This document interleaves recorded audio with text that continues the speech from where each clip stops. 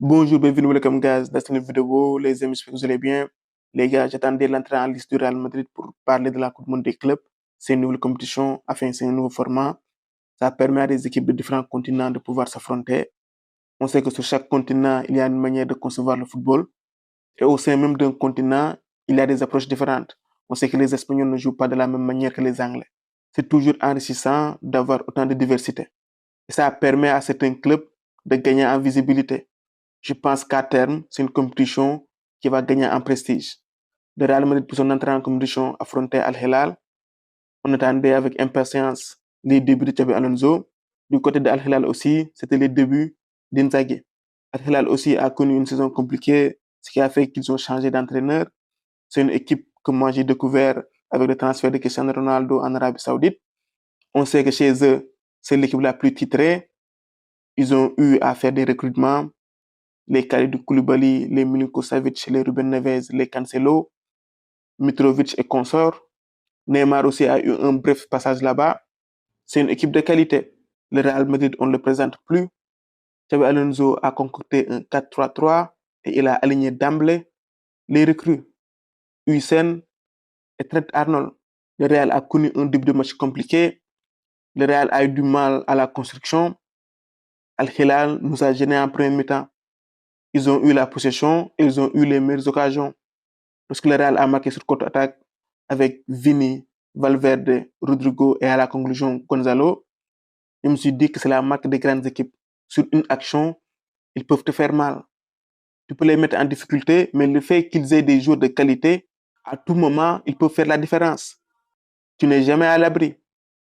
Par la suite, Asensio a fait une faute évitable qui est à l'origine du penalty obtenu par Al Hilal et qui a été transformé. Après la pause, Xabi Alonso a fait un changement avec la sortie d'Asensio pour l'entrée d'Arda Güler.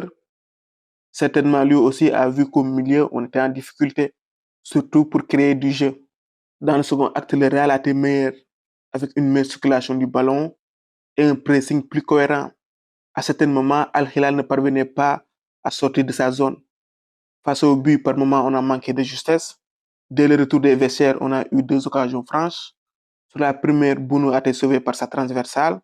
Et sur la deuxième, il fait l'arrêt décisif.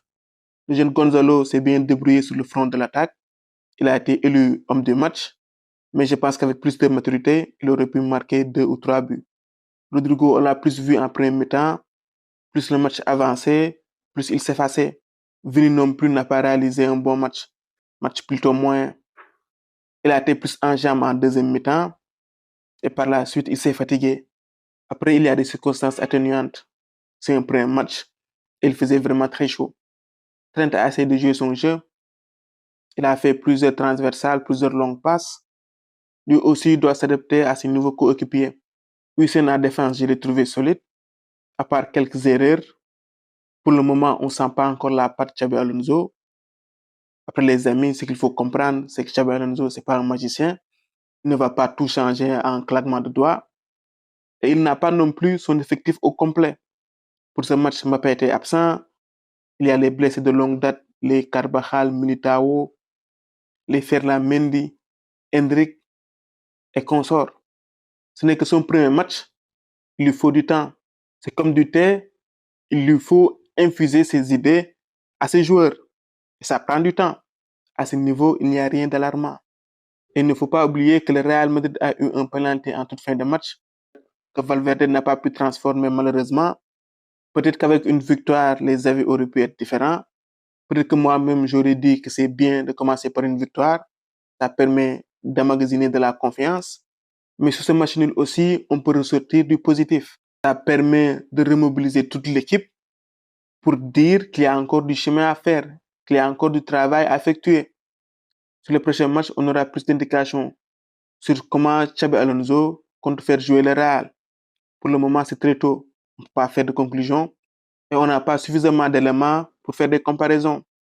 Voilà les amis, c'était tout pour cette vidéo. On se retrouve pour d'autres vidéos. À très bientôt. Fodolo Football au micro sur les DevRact pour vous servir.